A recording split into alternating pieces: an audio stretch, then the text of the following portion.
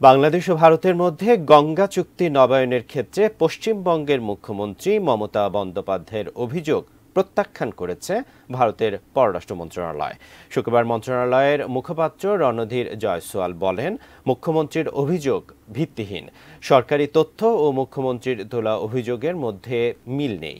জয়সওয়াল আরও বলেন, গঙ্গা চুক্তি নবায়নের বিষয়টির আন্তর্জাতিক পর্যালোচনা হবে, সেজন্য একটি অভ্যন্তরীণ কমিটি গঠন করা হয়েছে।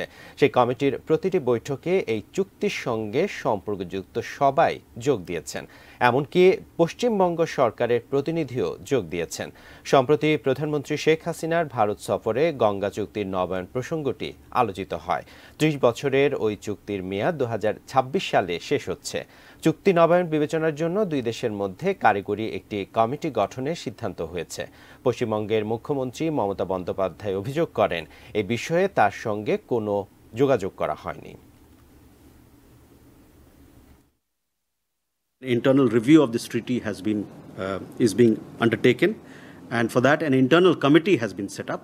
This internal committee has all stakeholders who are part of this in that committee, including the West Bengal government. The West Bengal government has been attending these meetings regularly.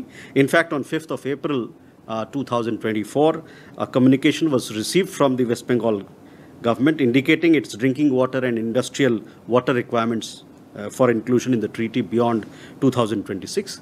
The committee has submitted its final report, and which is presently under examination by the relevant ministry.